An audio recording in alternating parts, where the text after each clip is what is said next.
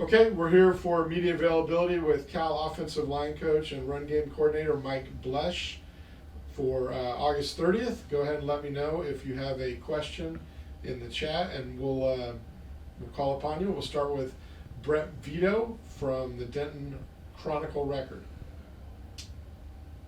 Hey, Coach, how you doing? Good. How you doing, Brett?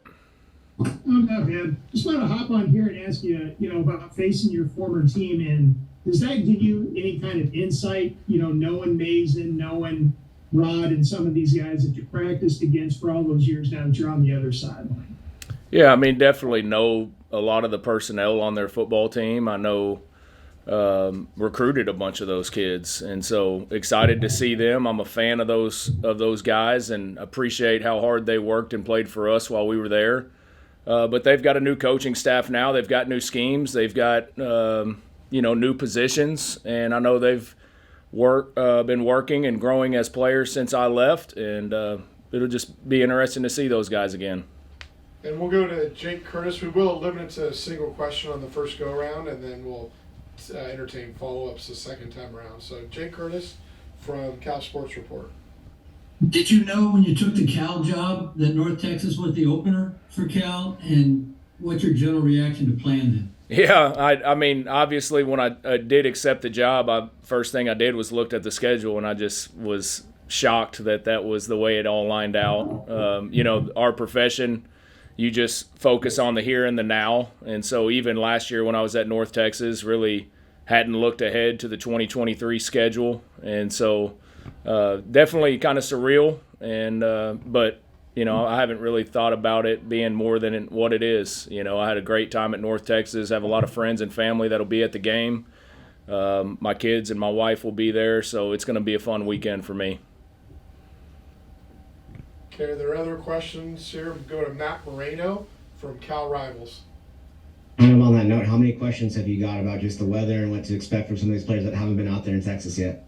Yeah, we've talked about it. We have quite a few guys on our roster from Texas. There's nothing we can do to simulate the weather in Texas, so I do feel like we've done a really good job of getting high-quality work and high-quality reps throughout fall camp. That is something that we couldn't always do and spend as much time outside when I was at North Texas. So, I think you can look at it from both ends of the spectrum, that our guys haven't been beat down by it for the last month. But, yeah, there's no way for us to simulate that out here. Okay, and there are other first-round questions. We do ask that you make sure to stay on mute as well. Okay, we'll go ahead and go for we do have another first-round, or actually question 2 from Jake Curtis. Go ahead, Jake. Yeah, could you give us just a one-sentence on Adayo and Rigsdale? Man, those guys are tough and electric, would be what I would say. Did a lot of great things for us while we were there. And are you surprised at all that Stone Earl's the starting quarterback? No, not at all. I was the quarterback coach there last year, recruited Stone in, had Stone packaged in multiple games last year. I'm proud of him, and I think he's going to do a great job this season. How much do you think you actually help by knowing the personnel to give information to Cal's coaches now? I mean, your resume is your film, right? And that's what we talk to our players about all the time. So at the end of the day, coaches are still going to watch the game film we have of their players. We're doing that. They're doing that, watching us from last year. So, we're smart enough to look at tape and know who is who and what their strengths are and what their weaknesses are. Okay, are there any other questions for Coach Bloesch? Okay, we'll go back to Matt Moreno from Cal Rivals. Coach was talking to us yesterday, and he mentioned, that there could be as many as 8, 9, 10 offensive linemen used in this game. Feels like a lot of positions are going to have a pretty heavy rotation. What's kind of the plan for the offensive line going into this game, and who are some of those guys you expect to see out there on Saturday? Yeah, I mean, those guys that are in the 2 deep, I feel really good about those 10 guys. We've really kind of grown and come together. We've trained the second group of offensive linemen in multiple positions.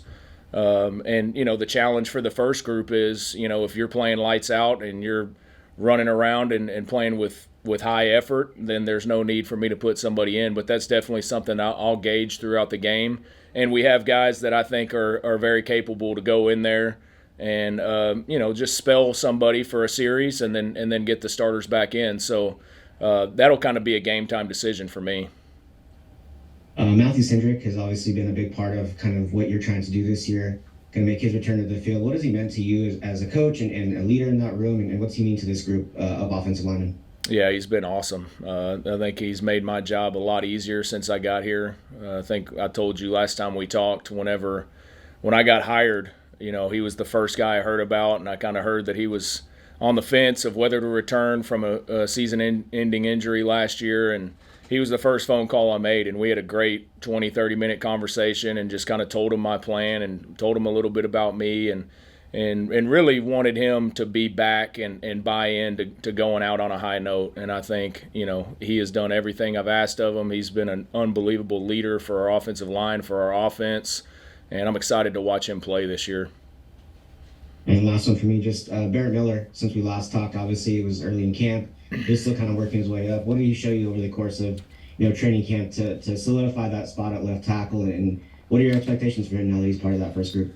Yeah, Barrett's done a great job, coming in here and just really adjusting to the move across the bay very, very easily. He's a very big guy. He brings just power and strength at that position. But the thing I like about Barrett is he's very technically sound. He utilizes the techniques and fundamentals that we're coaching, and at the end of the day, that's what I tell all of those guys. I need 5 guys working as one. It's not about being a guy that's out there doing your own thing and playing your own game. We got to play good complementary offensive line football. Okay, are there any final questions for Coach?